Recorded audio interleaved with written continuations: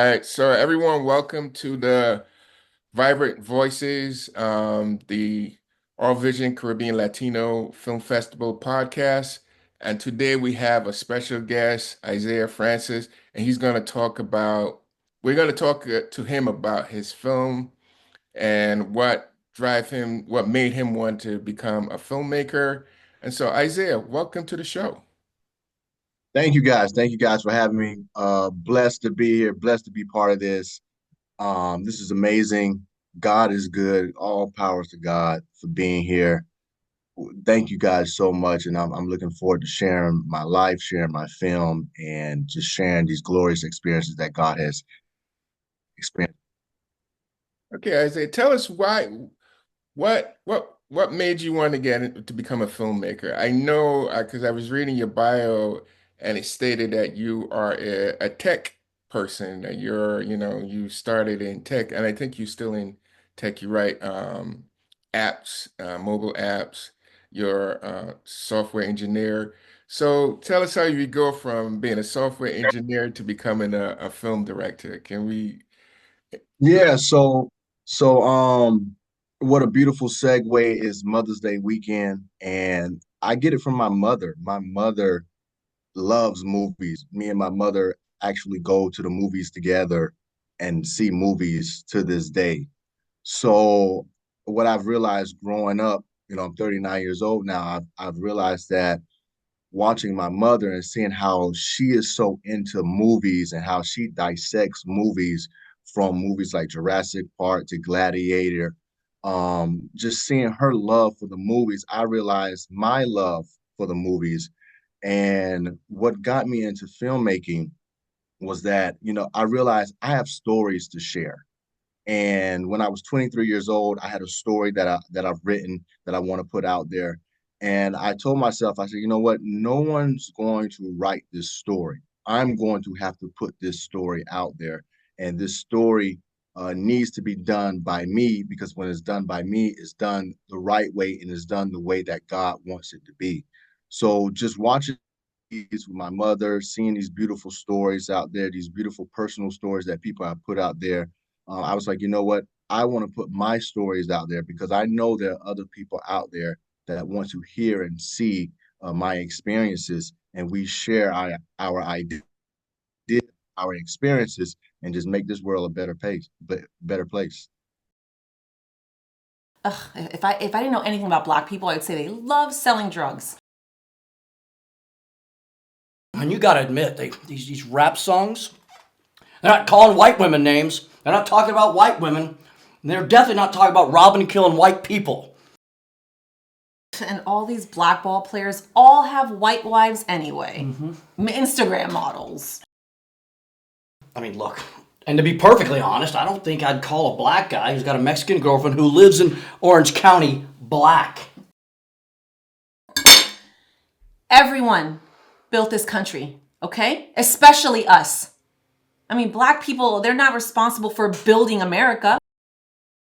Look, how many black people can say that? How many black people can actually say they live in a drug-free neighborhood? I have African coworkers, like from Africa.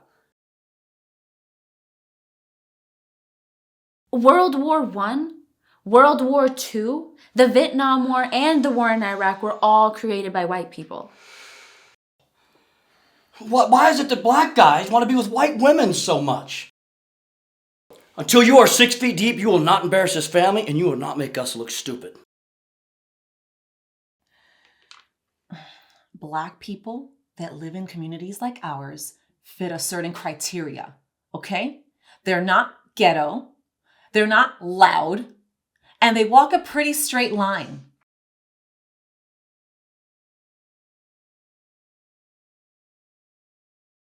But they're not responsible for the entire construction of this country, okay? They didn't build Google. Ooh, man, I really love that. I really love that, especially being as Mother's Day to have the audience saying, my mom inspired me. Just the relationship that I have with my mom and that bond, led me to becoming a filmmaker. All right, so now you have your your passion, you find your passion for filmmaking. And you did a film called Orange County Conversation. Now, how did you get to that point now? Can you share the journey getting to where you make this film? Yeah, so in 2018, I live in Los Angeles and I was in Orange County, California, and I was sitting in a parking lot and I was just minding my business. My first time in a place called Corona Del Mar. And I was just sitting in the parking lot on my phone looking at directions to come out of Corona Del Mar. And this guy pulled up beside to my car and he said to me, he said, "Hey, you need to get out of here. You're not supposed to be here. You need to scat and Mm, get out of here."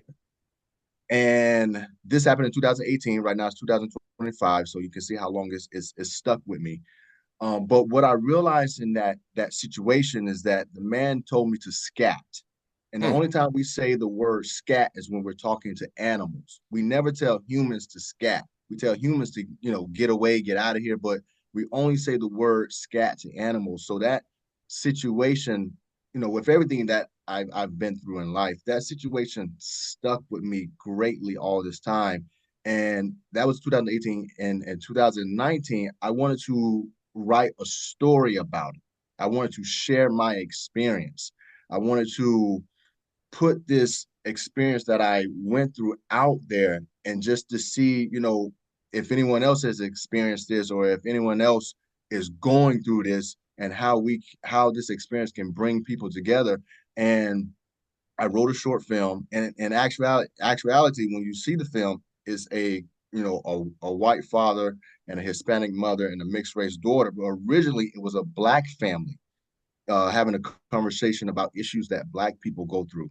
And this short film just sat on my computer for 5 years. It just sat there, and I kept procrastinating. I kept telling myself, "Hey, I don't have the funding or I don't have the time." So 2019 went through, 2020 went through, the pandemic went, 2021, January 6th happened, and then 2022, 23. And what happened was I got to a point where I said, you know what? I can't let this story just sit here anymore. I need to put this story out here. And in January 1st of 2024, I asked God to have me accomplish everything that I wanted to accomplish. And the main thing that I have been wanting to accomplish for the last 5 years is to write a short film and film a short film. And by the grace of God, I went in pre-production last May of 2024. I shot the film in June of 2024. And by the grace of God, here we are today, being blessed to talk to you about the film. man, that's it's an interesting story you just told. I mean, because like 2018 is not so really, it's not so far Yeah, it's not so far away. ago, right? And to have that sort of like Jim Crow era mentality where this guy is telling you to scat, you don't belong here. I mean, that is really deep. And it's kind of shocking to the mind in this day and age, 2018, like I said, not too long ago, that mentality still exists. And it's it's sort of hard. I know the film because I saw the film and it's a really powerful film. How do you think that in this day in America where we had civil rights march, we had Martin Luther King, we had Malcolm X, and we talked about all this stuff. We know that Black people are human beings, but yet this persistence still is part of the American landscape. What do you think we need to do to get rid of this cancer? Well, I'm glad you asked that because what the journey led me to do was to really research about American history and the research about what Black people have done for America. And that's what calmed me down because when this situation happened in 2018, I was fired up. I mean, I was Black Panther number one. And I was calling my friends and saying, "Hey man, this happened to me and I'm upset. I'm upset. We got to do this. We got to do that." But what really calmed me down is I picked up a history book and I started researching our history, American history. And I saw from the Constitution to the Civil War to the Emancipation Proclamation to the 1920s to the Civil Rights Movement, all the way up to the Obama administration, everything that Black people have done for this country. And I sat back and I researched and I went through all these experiences. And that's what even more drove me to make the movie, because as you watch the movie, they're talking about things that Black people have done for this country. So to answer your question, the only thing we need to just keep doing is keep doing what God wants us to do, and just keep being progressive, keep you know doing positive things, keep making this country great, keep making the world great. We've contributed so much to this country that people don't even not only not talk about, but don't even know about. And in many cases, we don't know about it because they purposely don't want us to know. The way that we were taught American history is not the actual way. Pocahontas did not like John Smith, but if you watch the Disney movie, apparently they were in love. So we were taught a certain way that is actually not the real way. And what I did to calm myself down and to answer your question was I researched American history, not just Black history, but American history. And what I learned is if you look at the core from the Constitution, if you look at the core, there is no American history without Black history. So, and I honestly think a lot of people know this, and that's what makes them mad, because it's like, hey, we're living in a time where they're trying to separate Black people from American history, but it's at the core, it's in the Constitution. So you can't separate something that is the foundation of this country. So all we really need to keep doing is just keep being positive, keep doing positive things, keep doing great things for this country. Because as we can see, when Black people do great things or do things for this country, everyone benefits. Everyone benefited from the civil rights movement. Even though there are people that just outright deny that, hey, the civil rights movement didn't affect me, or what Black people did didn't affect me. If you go read American history, you're going to see that these policies and these laws that were put in place because of the civil rights movement benefited not only everybody, but opened the doors to get people literally here legally in the country. Because there was a point in time where they were kicking people out this country. I mean, after the World War II, they was kicking Asian people out the country, whether you were Japanese or not Japanese. If you were Asian, they were kicking you out. So fast forward to today, we can see what's been going on with the pictures of Black people being taken off the walls at the museums, at the White House. We can see what's going on, and all we need to keep doing is reading our history, study what we've done, and then take all of that knowledge, walk forward in integrity, walk forward prideful, knowing what we've done, and just keep doing a positive thing for this country. Absolutely. Yes, we have to stop Black eraser. You know, they're trying to erase us. So we have to stop that.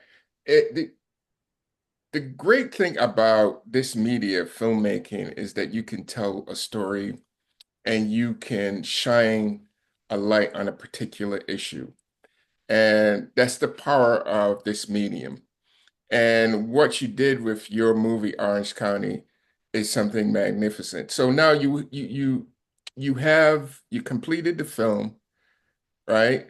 Um, you put it out there. What was the response like once you complete the film? Before you get to that, what was the experience like putting it together? Like getting your actors, getting your camera people, and then knowing the subject matter, what was the acceptance of your crew of the subject matter, the actors, everybody above and below the line? What was that experience like?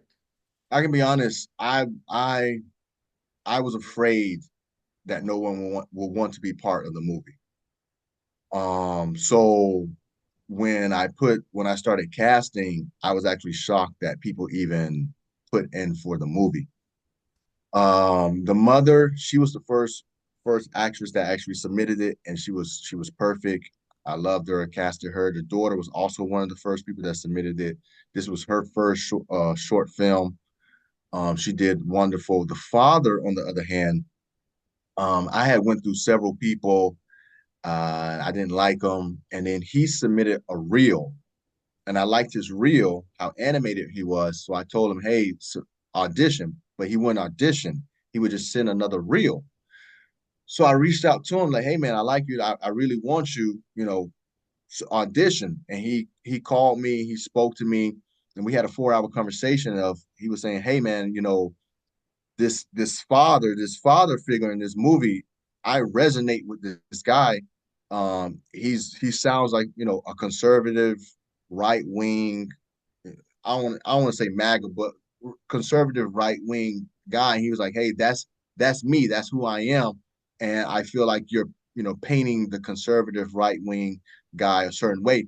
And me and him had to have a 4 hour conversation of telling him, no, that's not what I'm doing. In actuality, everything that's being said in this movie is actually what Black people say, behind closed doors. This is actually a Black conversation. It's just coming at the mouths of non-Black people.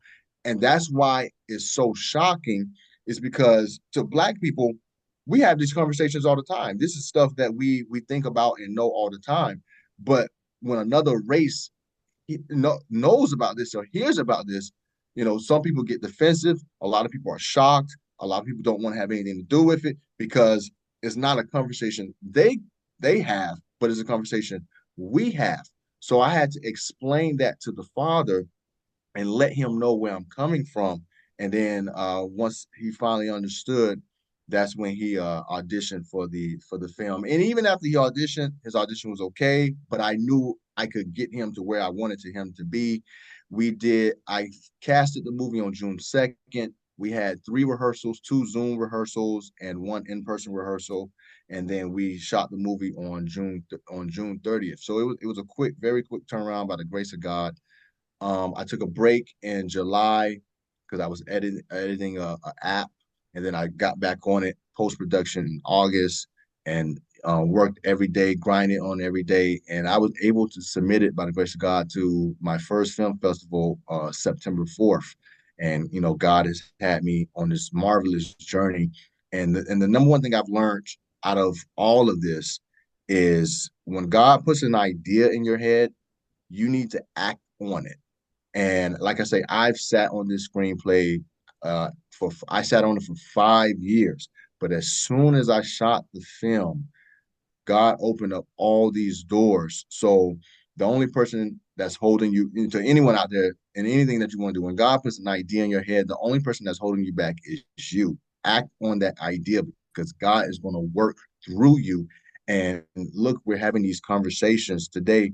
And even though I wrote the film 5, 6 years ago, it's so relevant. It's crazy how relevant it is today, past January 6th, past the pandemic, past Biden, past November 5th, past January 20th inauguration, past all the tariffs now. The conversation is just so extremely relevant. And now, I think just last week, a few weeks ago, we had the Shiloh Hendricks situation, the lady at the playground who called the 5-year-old autism child the N-word. So it's amazing how relevant the conversation is up till today, Mother's Day weekend. And it's so funny about what you say with the lady on the playground, and she got rewarded for her craziness by, I think she was able to raise like $1 million, which is unbelievable. That how narrow-minded these folks are to reward somebody because you feel that, oh, I'm no longer, this is by giving her money, I'm saying I'm liberated. I can say what I want to say. But no, no, you really can't. I mean, it's like that type of speech is not, to me, is not speech. When you trying to hurt somebody, you can't say that's free speech. I just think that's just a recipe for like um me calling you names and you calling me names, and that gets nowhere. That's a recipe for keeping the civilization small. That's the word I'm looking for. That's keeping the community small, and we need to be more bigger than that. And so for people to reward her with money, I just think is ridiculous. I mean, um you could take your money and do much more better things with it than reward some racist person with money. But so moving on, you did the film now and you have it out there. You put it into festivals. What was your experience like? What was the reception once you did your first screening? How did the people embrace, after seeing the film? How did people embrace the film? Um, Shock, a lot of shock. And the biggest reason behind the shock is, once again, for Black people, this once again, this is just a Black conversation coming out the mouths of non-Black people. So we know these things are said. For non-Black people, is wow, I knew these conversations were having. I've actually been part of a conversation, but I didn't know other people experienced these conversations. So it's in the non-Black community, it's showing them that, hey, not only is this happening, but if you've experienced it, you're not the only one that's experienced it. And this is a great way for us to talk about it. For Black people, it's like, wow, I'm seeing my experience on the big screen. We see movies all the time of Black people treated certain ways, but this is actually just a conversation. And we're seeing a conversation that happens all the time. And even with Black people, they're shocked to hear it out loud. You know how people feel about you, but when someone says it to you, now it's been manifested, and now it feels different. Now it's been manifested. So the number one thing has been shock. A lot of people say triggered. That's been like the number one word, triggered. Um, People triggered from their past experiences, or dare I say, current experiences. Like, hey, I just went through something yesterday. So people are going through things and they're seeing this movie, and it's just reminding them of their experience, reminding them of the times that we're in. And to be honest with you, when I wrote the film, I wasn't even thinking that far. I wasn't thinking, hey, this is what I want people to go through. I literally was just saying, I just literally just wrote it like, okay, these are things that Black people go through. These are things that we've heard. I'm going to put it in the film and kind of make a small compilation of things that Black people that we hear. We hear things about light skin, dark skin. We hear things about DEI. We hear things about violence, or Black people commit more violence than other people. These are all the things that we hear, and I wanted to contradict those things that we hear. But the responses have been, shock, trigger, and also um, conversation. Like, hey, let's have a conversation about this. Like, why did we go through this, or why is this happening, or what group of people are doing this? The number one question is, did I do something to um justify this happening to me? What did I do, or can I do anything better so that I don't go through this? Like I say, what sparked the whole movie was I was just sitting in a parking lot, dressed like I'm dressed right now, minding my business, and a guy came up to me. I don't know where the guy saw me, but somewhere he saw me, drove up, pulled up beside me, and felt that he needed to tell me this. So in my instance, I wasn't doing anything. And this came to me. So a lot of Black people are like, hey, I've been through the same thing you've been. I was just minding my business, and out of nowhere, someone came to me, and now I'm in this sticky situation where if I respond like I want to respond, now I'm the bad guy, especially since, I was in Orange County. I'm behind enemy lines. No matter what I do to protect myself, the cops are going to show up and they're going to draw guns on me.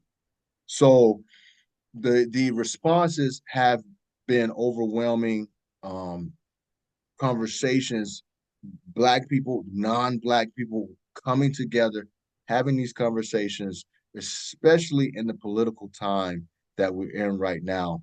Um, just people want to have conversations like, I didn't know you guys felt this way, or I didn't know I did this, or whether it be implicit or explicit. So that's been the biggest responses. Just people are shocked, people are triggered, and conversations are having. Absolutely, man. It's a mad, mad world. Um, so do you do you see yourself expanding the movie, or you think it just works as a short? Would you like to turn this into a feature, expand a little bit on it, or do you think like, okay, I made my point, move on to the next, or would you want to see this expand into like a feature? You know, the people have been saying they want a part two. Mm, And I actually saw it as a one and done. I want to kind of just get the conversations going, a one and done. But over the past 6 months, I have seen with other ideas that I have seen how I can turn this 15-minute into a 10-minute part of a bigger picture. What I really wanted to do with the film, the main goal with the film was to actually just highlight my writing skills and highlight my directing skills. Even though the movie is really only three shots, with three angles, and then about four angles at the end of the film, which it was designed that way. I really want to use this film to highlight my writing skills because I actually have a feature film that I want to sell to a production company, that's on the lines of the movie Judas and the Black Messiah. mm, So I actually have a feature. So if you saw the Orange County Conversation, and as you see when I was at your film festival, I gave a speech. So if you saw all of that and you saw the rising up, and you saw the intensity, and you saw the compelling conversation, and you was into the conversation, and after you saw this film, you're like, I need more. I need to be active. I need to be active in the community. I need to be active out here. You know, they want to take pictures off the walls. How I want to put the pictures back on the walls. I want to go out here and learn my history. I want to go out here and know how can I contradict when these people when they outright tell lies. How can I contradict them and expose the lie? If you saw all of this and felt that way, I actually have a feature. Once again, it's in the lane of Judas and the Black Messiah, which was an Academy Award winning film, that I actually want to sell and put out there, taking all this feelings that you got from just this 15-minute film. I have it actually in an hour and a half film. So, how is that experience like now? Because now you're talking about becoming a film director, a writer, and trying to break into Hollywood. You know, so that takes getting I don't know, agent, getting the right connections that so people can read your script, or seeing your film and talking to you and saying, well, what do you have, lined up? Have you talked to anyone or get any sort of feedback from your short saying, oh, you know what, I love to collaborate with you. Um, you know, how can we work together? Have you have any experience like that that you might want to share with the audience, or what's that Nothing, like trying to make that connection now? nothing. I have talked to some people, but nothing breakthrough. By the grace of God, everything is in the making. Just by here talking to you is a blessing and a step forward. Once again, um, it hasn't even been a year that I even shot the film, and here I am speaking about the film. And once again, I thought it was going to be a one and done, and people are saying they want a part two, and things like that. So I have talked to people, nothing breakthrough. I'm up to talking to anyone that wants to be a part of a movement. We see what just happened with Ryan Coogler's film Sinners, which was um, an amazing, I say, compilation film. It was like a musical. It was a history telling film. It was an action film. It was a horror film. It was a drama film. It was a thriller. I mean, it was a compilation, a beautiful compilation, that brought people from all around the world, as we can see, together, and it sparked conversations. It sparked a lot of conversations of Black people making horror films, Black people making successful action films or high budget films. The budget was 90 million and made it back in 2 weeks after the critics said it wasn't going to make it back. So as of right now, I have this beautiful film, the feature film that I'm trying to get out there, and just working my way, building connections. By the grace of God, it's going to get done. I have no fear. By the grace of God, or if I have to do it myself, I have to do it myself. Like I say, I sat on my short film for 5 years, and God said, "Listen, I'm tired of you. I'm tired of you sitting around with this film. Put it out there. Put it out there." And I mean, when I say something just snapped in my brain and say, "Hey, I got to put this out here," I literally started pre-production in May of last year, shot it in June, and here we are. So I know getting into Hollywood is tough, and blessings and prayers to everyone that's in this tough political time and tough economical time. We're actually because I live in LA, I watch the news. Right now, it's the worst economical time that Hollywood has ever had in its 100-year plus existence. So no matter who you are, even if you're established, trying to get a film, getting in a film is hard right now. So by the grace of God, keeping God, first, the film is going to get done. Like I say, it's on the levels of that amazing film, Black Judas and Judas and the Black Messiah, which was an amazing film. Uh, um, Academy Award winning film with Daniel Kaluuya, which I believe also Ryan Coogler produced. So Black people right now, we're like when you asked earlier, what can we do to do away with this cancer? Let's keep doing what we've been doing. Let's keep putting out positive work. Let's keep doing positive things for the country. Ryan Coogler made a film he's doing his best to keep the film industry going. When it's in its worst economical time in his 100-year history, he's putting out a major film that's keeping Hollywood going. Captain America, the new Captain America that just came out, was directed by American Nigerian filmmaker. A lot of people don't know that. They don't know that a black filmmaker just did the last Captain America, which is the second highest grossing Captain America after Winter Soldier and one of the highest grossing Marvel movies of all time. They don't know that. So you see, this is American history. This is American history that no one's talking about.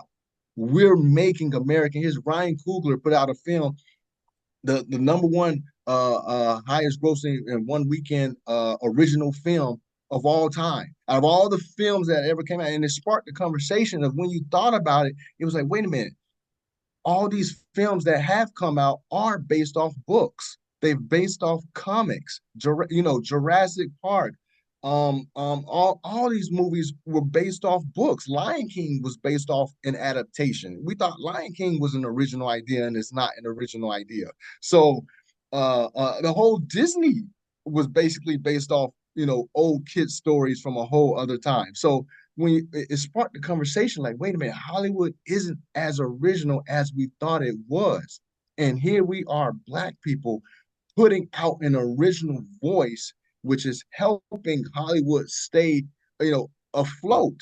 And they're not and instead of rewarding us, you got the critics saying, oh, it's not going to make his money back. And as soon as black people heard that, we flocked to the theater.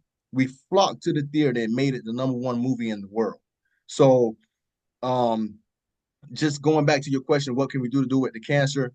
Let's keep doing what we've been doing, making this country. When they talk about making this country great, we've been making this country great since the Constitution, since the Civil War, since the Emancipation Proclamation, since the 1920s, since the Civil Rights Movement, since the Obama administration, since today. Ryan Coogler. I mean, we don't need to go out and protest. We don't need to go out and riot. We don't need to go out, start no trouble. We need to end black on black violence. We need to come together. When we say we need to come together on a level that we do not even understand. We need to come together, come together, come together. Because as we can see, when we come together, everybody wins. Absolutely, my friend. Everybody wins. Absolutely. And I can say the positive thing about Sinners, it just goes to show you that an original idea is still a rejecting, um, you know, people look for IPs that have, they want something like a marketing, IP that we can market that has a history because they don't want to take a chance on something new. But that just show you that if you do take a chance on something new, the rewarding can be absolutely great because I mean it became like one of the number one R-rated movies of all times, and it's going to go on to make at least 500 million from a 90 million budget. And that's pretty much unheard of, because like a lot of the movies are 200 million. I mean, and really doesn't really recoup that type of money. And this is going to be absolutely a buckbuster for a lot of people. The investment is going to do tremendous returns. But saying that, I think that opens up the opportunity for people to say, "Hey, look at Sinners. If you take a chance, like with your film that you just talked about, you go in, you get a meeting. Listen, Sinners just prove everybody wrong. It proves all the people that said this type of film can't make it. It just proved it wrong. And then you have an all black cast. You have a multicultural cast, and they talked about the Asian aspect of in the South, and and he touched on a lot of different things, Asians in the South and how they relate to black folks. And so, I mean, a lot of people were to reject that idea. So no one knows anything. So when you go into a meeting and someone says, "Oh, this is not going to sell," you don't know that. You do not know that. And so Hollywood need to be more open to creative and new products. And I think if they would do that, they wouldn't be in the situation that they are in right now. This is their own doing because they kept intelligent, creative people out because they only want their friends and associates in giving them opportunities and still opening it up to everyone. And that's why they find themselves in this particular situation. You got to embrace new talent. You got to embrace new ideas. All right, so we're coming close to the end. And how would people get in touch with you if they wanted to talk to you or see your film? Where is the next time your film is going to be showing? How can they get in contact with you? Man, by the grace of God, the next time the film is showing in Washington, D.C. at the Light Reel Film Festival. It's going to be from the Light Reel Film Festival from January 4th, I believe, to January 7th. So I will be at that film festival. My film is showing January 6th. I'm sorry, I'm saying January, June. The Light Reel Film Festival is June 4th to June 7th in Washington, D.C. My film is showing June 6th. That's a Friday at 5 p.m. Um, is showing at the Union Station or Union Square of in Washington D.C. Light Reel Film Festival. You can reach out to me at my email at isaiah.lco@gmail.com. That is isaiah dot I'm running on 4 hours of sleep. I just landed a few hours ago, Okay, and my friend. I got a few hours of sleep. So by the grace of God, it's blessed to be here. But email is isaiah.lco at gmail.com. Um, and I just want to say what you just said is um, another big break was, I believe, back in 2017 or maybe 18 when Jordan Peele did Get Out. And that was, they say they shot that on like a Tubi budget. And that was like groundbreaking movie that just captivated the masses. And for that time, when everyone was going to have a Hollywood meeting, they would say, "Hey, I want to get out. I want my get out." They were literally saying, "quote unquote," "I want to get out," or "I want to do my own get out." So they were referencing the Get Out movie to what they wanted to do in Hollywood to make their money back. So, and then of course Jordan Peele went on and did Nope and Us and other successful I mean, he's been a number one guy in Hollywood for the last, 7 years right now. So as you can see, what we're seeing is when you let in brand new voices, you know, like you say, they let in their friends, their family is they're holding the door closed, and anyone that comes, they're holding the gates closed. Let's say the gates closed, and if you walk into the gate, who are you? Who invited you? Um, what we're seeing is when you let these brand new voices in, people want to hear what these brand new voices have to say. They're literally tired of the old voices. The old voices aren't resonating with the people like it used to. If you look at the new age of Hollywood, we really don't have any new Leonardo DiCaprios. We don't have any new Tom Cruises. We don't have any new Brad Pitts. We don't have any new Julia Roberts. We don't have a new age of those actors, and we don't have a new age Spielberg. Hollywood is still holding on to them, and the new age is saying, hey, you know what? We're not really vibing with them anymore. We're not really vibing with those movies anymore. We want to hear our stories, and on top of that, we want to hear real stories. We've been fed Marvel for almost the last 20 years. So people are like, listen, I want something real. And when you give them real, this is how they respond.